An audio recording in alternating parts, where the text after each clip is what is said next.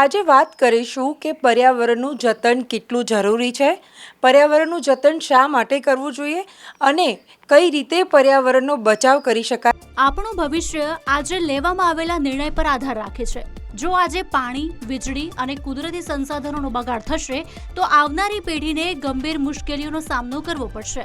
તેથી પર્યાવરણનું જતન માત્ર જવાબદારી નહીં પરંતુ સમયની સૌથી મોટી જરૂરિયાત બની ગયું છે। બેન, એવું છે કે પર્યાવરણ એ પરમાત્માનું પુસ્તક છે અને પ્રકૃતિ તે પરમાત્માની કૃતિ છે। એનો હંમેશા આદર હોવો જોઈએ, એનું જતન હોવું જોઈએ, એ આપણી નૈતિક જવાબદારી છે। આમ કહીએ છીએ ભગવાન, તો ભગવાન શું છે? તો ભગવાનમાં ભ એટલે ભૂમિ, ધરતીને આપણે માં કીધું, ગ એટલે ગગન આકાશ, ભ ગ વા એટલે વાયુ, અ એટલે અગ્નિ સૂરજને દાદા કીધું, અને ન એટલે નીર વોટર પાણી, જળ એ જીવન છે। તો આ પાંચ તત્વો સાથે આપણે જોડાયેલા નહીં રહીએ તો આપણો વિનાશ નક્કી છે। ગાંધીનગરના સુગઢ ખાતે આવેલી પર્યાવરણ સ્વચ્છતા સંસ્થા solar energy, rain water harvesting અને પાણી બચાવવાના ઉપાયોનું પ્રાયોગિક શિક્ષણ આપી રહી છે। સુગઢનું આ પર્યાવરણીય સ્વચ્છતા સંકુલ એ પાંચે તત્વોનો કેવી રીતે સદુપયોગ થઈ શકે એનું પ્રત્યક્ષ નિદર્શન કરતું કેન્દ્ર છે। અહીંથી પાણી અંદર આવે છે પણ બહાર જતું નથી, ઉપરથી પડ્યું તો અહીંનું પાણી અહીંયા જ રહે છે।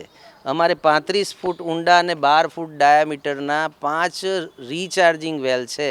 ધરતીને માં કીધી અને માં જોડેથી લેતા જ રહો, એટલે ઊંડા જતા ગયા, ફ્લોરાઇડ આવતો ગયો, રોગો વધતા ગયા, એટલે અમે અહીંનું પાણી અહીંયા ધરતી માને પાછું આપીએ છીએ। છતનું પાણી છે, રૂફ વોટર, એનું હાર્વેસ્ટિંગ ટેન્ક બનાવી છે। આપણા જૂના કલ્ચરમાં, જૂના મકાનોમાં, પોળમાં જશો તો ટાંકા હતા પાણીના, 2.5 લાખ લીટરનું પાણી અમે મઘા નક્ષત્રનું કહેવાય છે, બહુ સરસ પાણી, તો એ પાણીને અમે અમારા હાર્વેસ્ટિંગ ટેન્કમાં સ્ટોર કરીએ છીએ।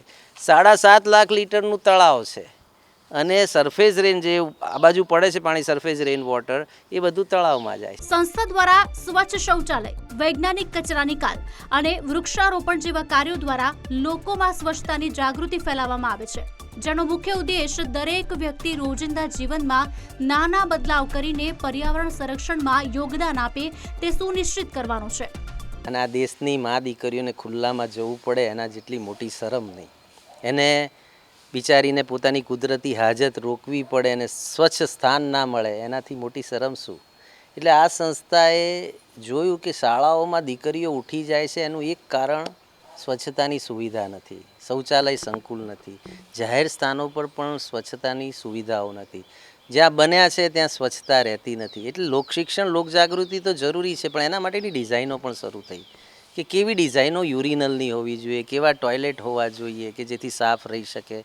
અને આ સંસ્થાએ સરકાર સાથે રહી અને લગભગ 18,000 શાળાઓમાં સ્વચ્છતા સંકુલો બનાવ્યા। જો ઘર ઘર વરસાદી પાણીનો સંગ્રહ, સોલાર ઉર્જાનો ઉપયોગ અને પ્લાસ્ટિક ઘટાડાથી ગ્લોબલ વોર્મિંગની અસર ઘટાડી શકાય છે। કુદરતી સંસાધનોનો સમજદારીપૂર્વક ઉપયોગ કરી વૃક્ષોનું જતન કરવાથી આવનારી પેઢીને સ્વચ્છ અને હરિયાળું પર્યાવરણ મળી રહેશે। પર્યાવરણનું રક્ષણ માત્ર એક દિવસની ઉજવણી નહીં પરંતુ જીવન જીવવાની જવાબદારી છે, કારણ કે આજે પ્રકૃતિને બચાવીશું તો આવતીકાલે પ્રકૃતિ આપણને બચાવશે। ખૂબ જ ઉપયોગી છે। આવનારી પેઢી માટે પર્યાવરણનું જતન કરવું એટલું યોગ્ય છે કે જો ભવિષ્યમાં આવનારી પેઢીને સારું અને લાંબુ જીવન જોઈતું હશે તો ચોક્કસથી પર્યાવરણનું જતન કરવું ખૂબ જ આવશ્યક છે અને તેની બચાવ કરવાની અત્યારથી જ તેની જરૂરિયાત છે। કેમેરા પર્સન તુષાર પરમાર સાથે પ્રિંદા રાવલ, TV 13 ડિજિટલ, સુગઢ।